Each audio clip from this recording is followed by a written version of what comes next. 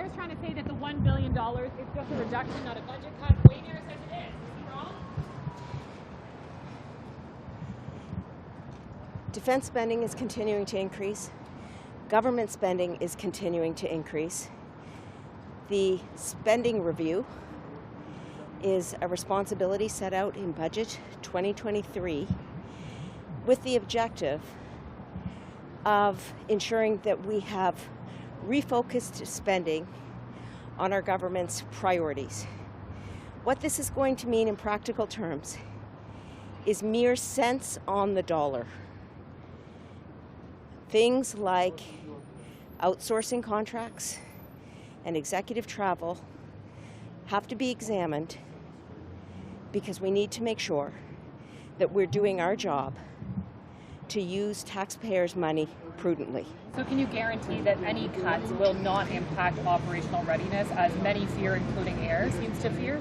So each minister across our government has the responsibility and discretion to find those mere cents on the dollar within their own portfolios.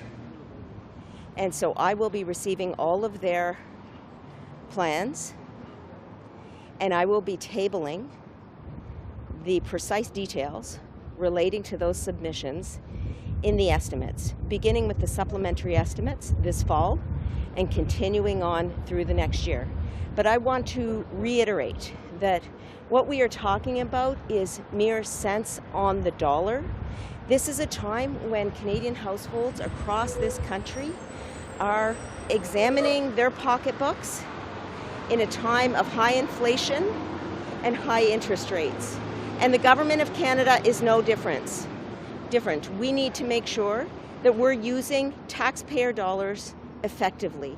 And that's exactly what we are doing in the program spending review. That is looking for those mere cents on the dollar to ensure that we are refocusing any wasted funds on the objectives that matter to Canadians, which include affordability, which include health care, and which include the green economy. Now, I'm going to be late for question period if I don't go.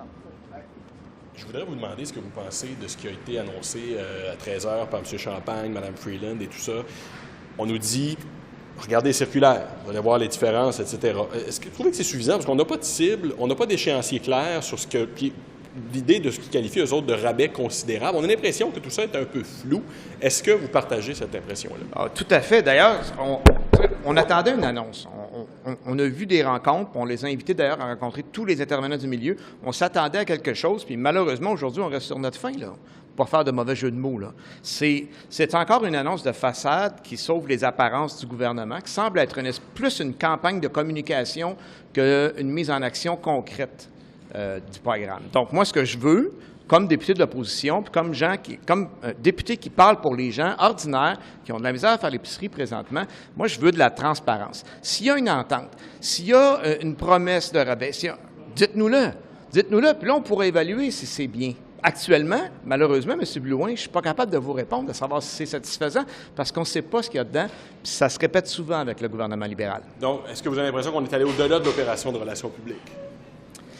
Pour le moment, non. Pour le moment, non. Et moi, ce que je souhaite, ce sont des mesures structurantes, concrètes. On a demandé, il y a plusieurs semaines, une aide pour le secteur maraîcher pour assurer que ces entreprises-là aient des liquidités suffisamment importantes pour ne pas fermer, pour ne pas créer une rareté des produits locaux. Ça va créer de l'augmentation. On a créé un comité spécial sur la chaîne d'approvisionnement. Il y a des recommandations qui sont claires. Il n'y a pas d'action concrète. Donc, il est temps de sortir là, des annonces et de dire « Ah, vous verrez bien, faites-moi confiance, vous verrez bien ». Je pense, là, en tout respect pour le ministre, on est rendu ailleurs. Là. Il faut que ça bouge. Quel genre de choses concrètes il pourrait nous donner? On parle peut-être des échéanciers. Est-ce que vous aimeriez avoir une échelle, une fourchette de rabais que vous aimeriez voir? Puis le gouvernement dit on n'écarte pas d'utiliser la taxe sur les bénéfices exceptionnels, mais on ne dit pas nécessairement à quel niveau.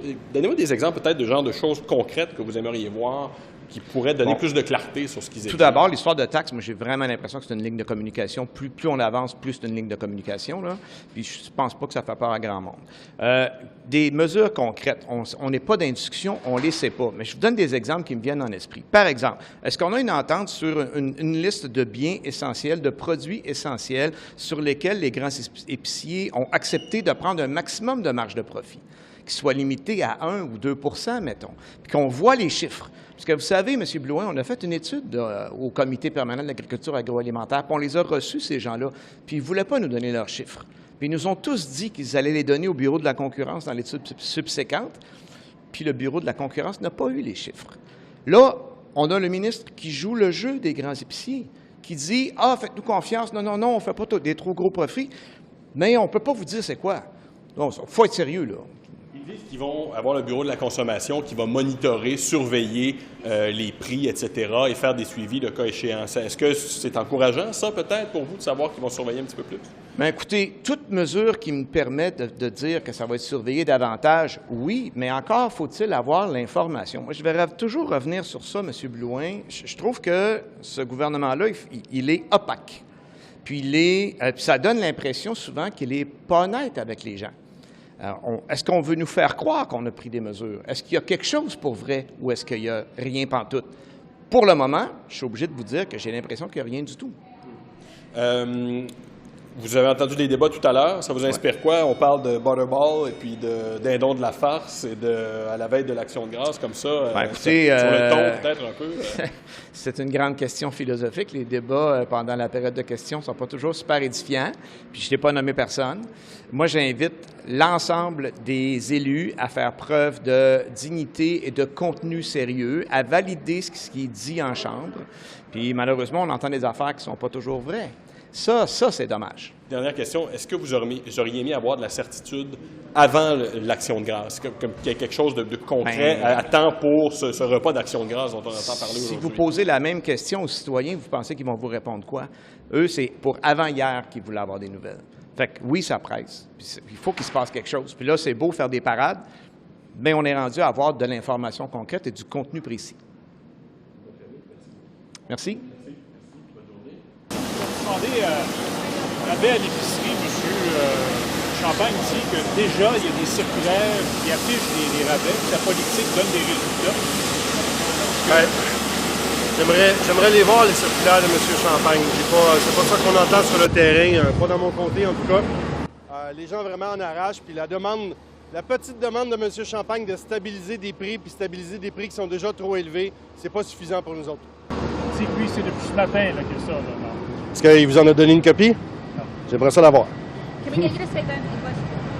Your reaction to the government saying they have a commitment from groceries to stabilize the prices?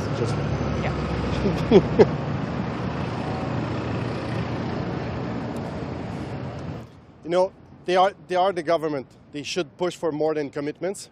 And you know, a commitment to stabilize prices that are already too high, it's not enough clearly for the people.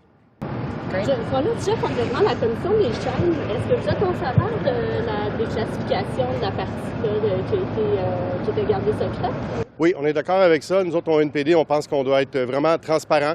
Je pense qu'il faut être capable d'affronter notre histoire, de savoir qu'est-ce qui s'est passé.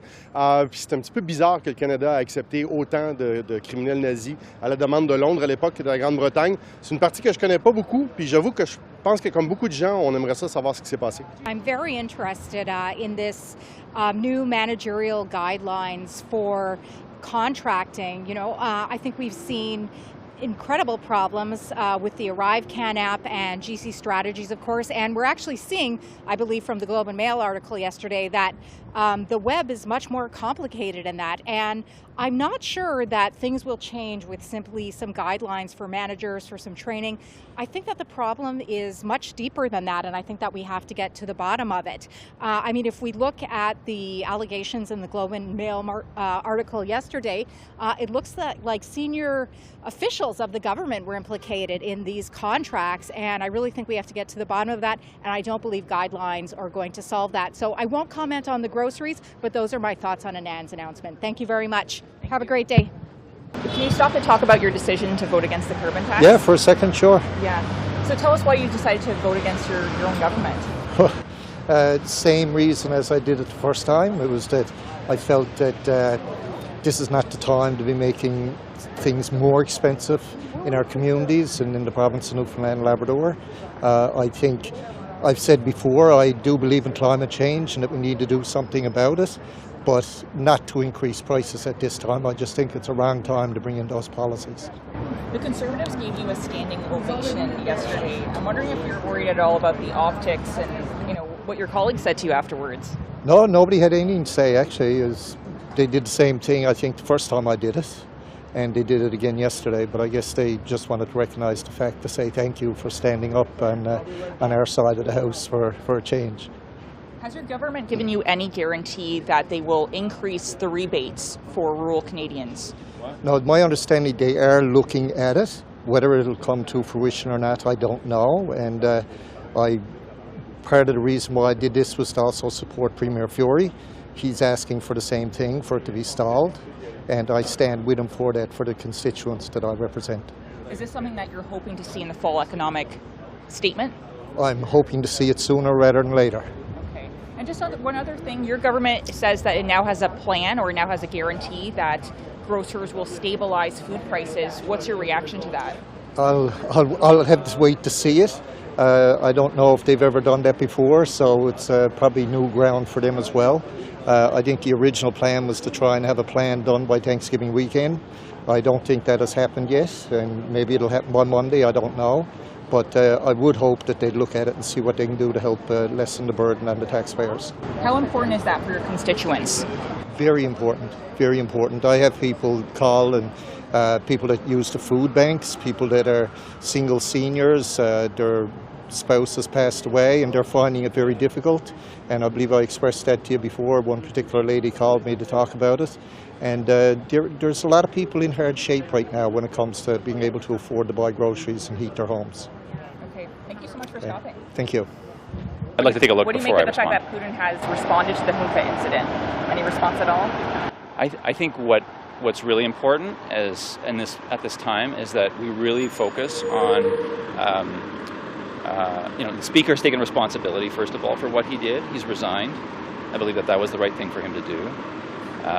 I think that Vladimir Putin, as we speak, is committing war crimes in Ukraine. He's committing genocide in Ukraine. Just yesterday, overnight, there was an attack that killed dozens of civilians. Putin is doing this every day. Russia is doing this every day. And I think we have to remember what's at stake here, not just for Ukraine and its people and its society and its independence and what they're fighting for there, but also how this affects us. This is the primary reason for food and energy inflation in Canada and around the world, this war and the blockades. And this is a threat to our security and to global security. So it's really, really important that we stay united in supporting the people of Ukraine. Should the names of the Duchesne report be released? I prefer not to speak to that at this time. Okay. Thank you. Yeah. Thank you. Thank you. Thank you very much. Thank you.